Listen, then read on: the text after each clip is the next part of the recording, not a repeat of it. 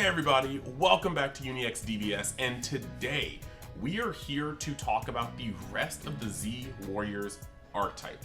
Now, I do think this is the rest of the Z Warriors archetype. Why? Because like I said before in the last video, or 2 videos ago, there are some little tidbits that you can pick up when you are an obsessive content creator like myself. Those tidbits being the fact that the serial numbers line up. Toa is the only black leader, meaning that she has to be the first black card. And the fact that her serial number is BT17-110 means that there can only be so many cards left in yellow, you know, when you actually pay attention to the numbers. So just to double check right now from what I was talking about to make sure I'm not a complete idiot, yeah, Toa is BT17-110. Now when you go up to the current serial numbers on these cards, you have the extra card from today, the Z Fighters at the Cell Games, being BT17-107, and then you have the one of the extras that we got yesterday, the Joe Hercule one, what is it, the World Champion Strikes, being BT17-108. So that means there's only one yellow card that's an extra that's between the World Champion Strikes and Toa. So that's likely to be something from the Piccolo archetype, him being the other yellow leader. Point being though, this gives me utmost confidence that I can just report today, and that's the last of the Z Fighters stuff. And then tomorrow we can get out a actual archetype breakdown when the stuff is on tap and Deck Planet, so I can kind of start fooling around with that. So look out for that. What I wanted to say here is, if you guys are a fan of the content you are seeing, please hit that subscribe button. We are growing. We are trying to get to 2,000 and beyond. We just want to do bigger and better things with the channel. And the more money I can make with this, the more things I can do for the community. We can start giving more giveaways. We can start traveling to more events and getting more coverage. It's just all sorts of stuff I want to do and expand the brand. Speaking of expanding the brand, I do have 2 more channels. We have UniXDB, where we are able to play these Dragon Ball related games. I just summoned on the new LR Piccolo and Goku banner, and I'm uploading that video. And then I do Legends PvP from time to time, but I could get into Fighter Z if you guys wanted to, or a Kakarot playthrough. You guys just literally gotta let me know what you want to see. Then we've got Unix Gacha, where I play other Gacha games right now. It's My Hero Academia Ultra Impact, but we're also getting in there with Master Duel now. And the Synchro Festival just started up, so I'm going to be uploading that video probably tonight or tomorrow. Past that, normal plugs. If you aren't already, you should be following the official Facebook group, because that's where we get these spoilers that we were talking about today. You have the unofficial discussion group, you have the unofficial Reddit, you have my Discord, Unix Discord. There's plenty of other Discords around there too, like Hermit Style. You can never forget that. Hermit Style Discord is broken. But you have all sorts of cool stuff. You have my partial sponsor, TCGMetalZ, where the metal cards of your dreams are being made, and you can use the code UNIX to get 10% off, you know, in the checkout. Last but not least, I have my own TCG player channel and or page, and you can buy stuff off of there. Outside of the Fest promos, because I'm never gonna go down beneath like $2 on some of those. They're just like kind of unique, and they may be flooded right now, but they'll be better later. I competitively price all my stuff. I check it like every day and just make sure I'm in line. So yeah, check that out. Check that out. Now, let's get into these cards. It's gonna be a shorter video because there's only 6 of them left. One, you've got Yamcha, Z Fighter. Empower Yellow 2. If this card has 2 or more markers on it, when this card is played, choose up to 2 of your opponent's battle cards and switch them into rest mode.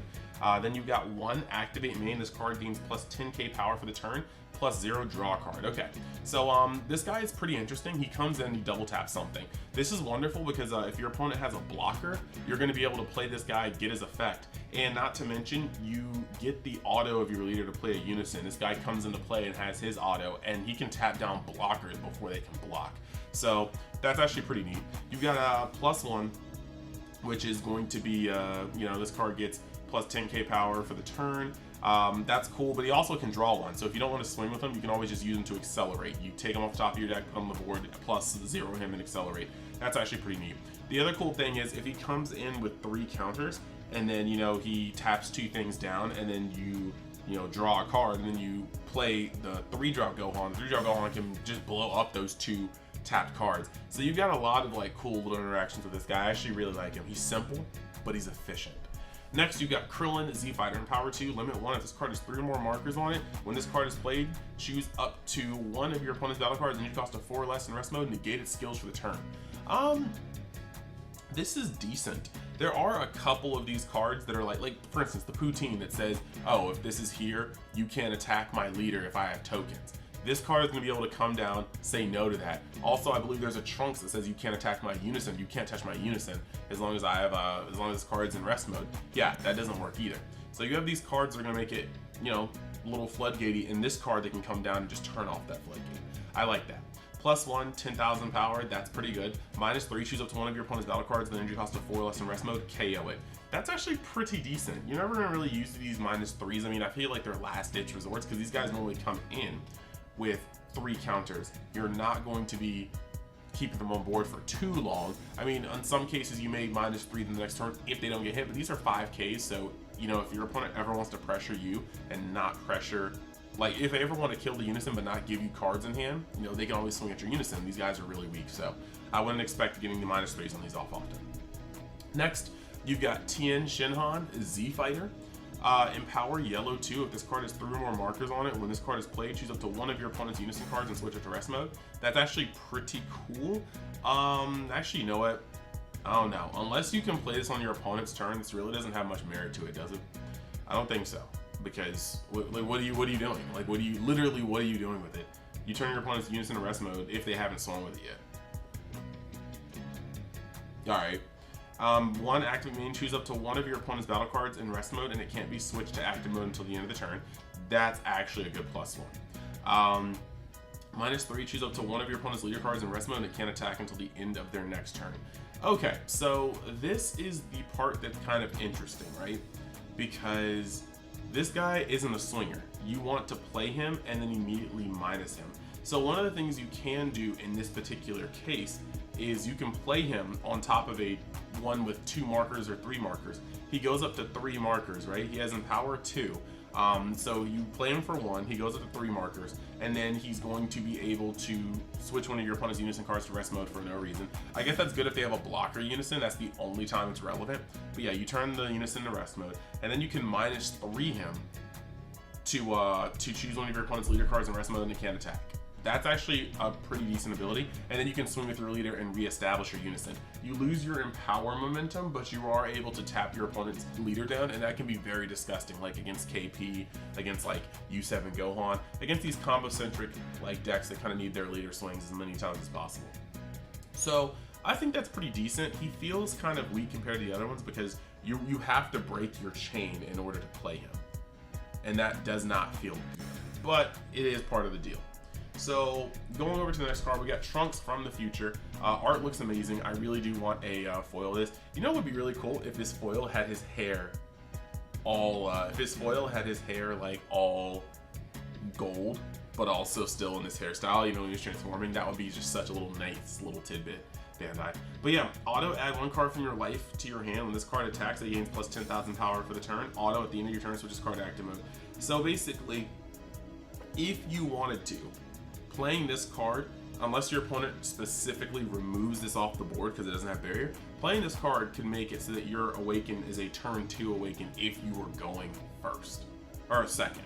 If you're going first, I mean, it's still a turn 2 Awakening, but because it's a turn 3 Awakening. Yeah, I'm sorry, I can't math. Because you only get to swing going second, or going into your second turn. But if you're going second, this card could mean a turn 2 Awakening as long as you don't have your opponent remove it.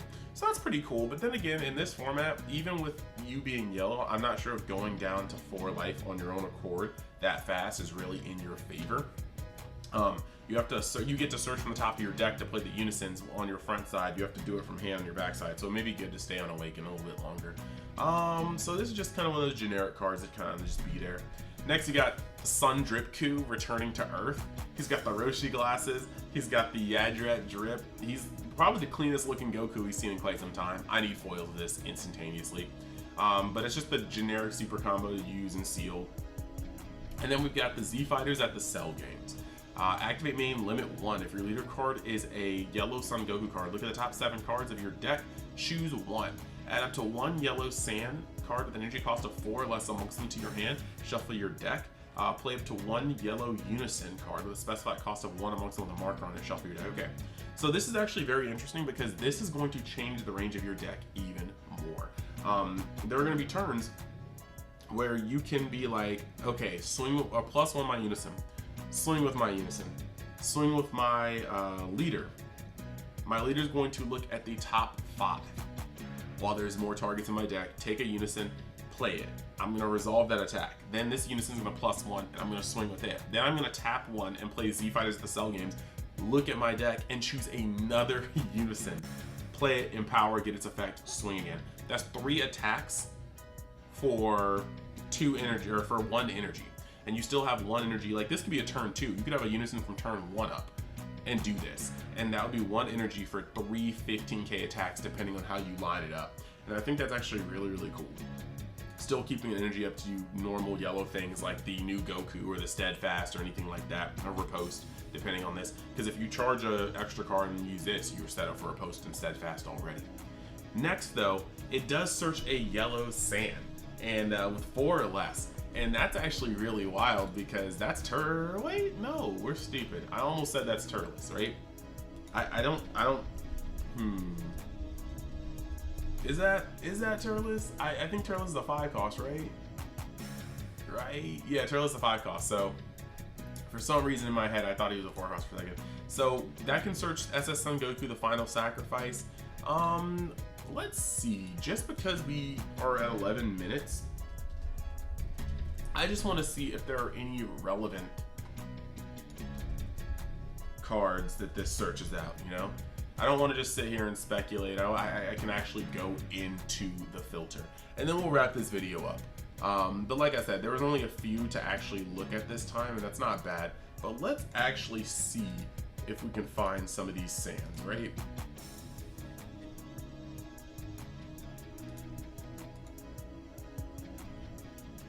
Okay, so if we go over and we try to find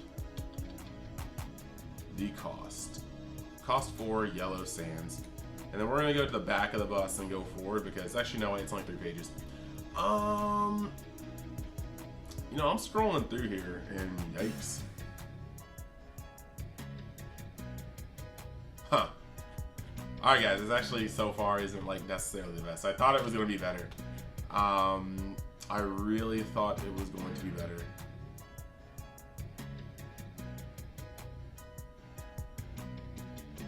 If you have any non-yellow cards in either your deckhand or life, I mean, you could play the SS2 Kefla. You could search the SS2 Kefla Sand Synthesis. That's not a bad effect for 2 energy, but Turles is better for 2 energy. You just can't search it. Yeah, to be honest, yikes. I thought this was gonna search a lot more. And then I just had to open my mouth and search up 4 cost sands, and turns out there's not a lot. Like, we don't use Raiders Warcry anymore. A little too costly. Wow. Yeah, I'm almost done with this list. Yeah, it hurts. Okay, so there's not really as many targets as I thought there were. But the point is, this can search out a lot of the deck. It can search out some key pieces, not greatest pieces, but the point is it can summon the unison or play the unison off the top of your deck, and I think that's pretty neat. So yeah, these are the cards. I think the core is small enough to where we will be able to play a lot of good yellow stuff, and I will be working today and tomorrow to get... No, tomorrow I have off, right? Yeah, so I'll be working all tomorrow to make sure I have my video ready for the archetype breakdown and get that out to you guys as soon as possible on Friday, so look forward to that. Thank you guys for watching. I will see you guys the next time you decide to drop by Universe X, and I hope you guys are liking the content, because like I always say, I'm trying to be the best, if not one of the best content creators for this game that you guys actually watch. Thanks, later.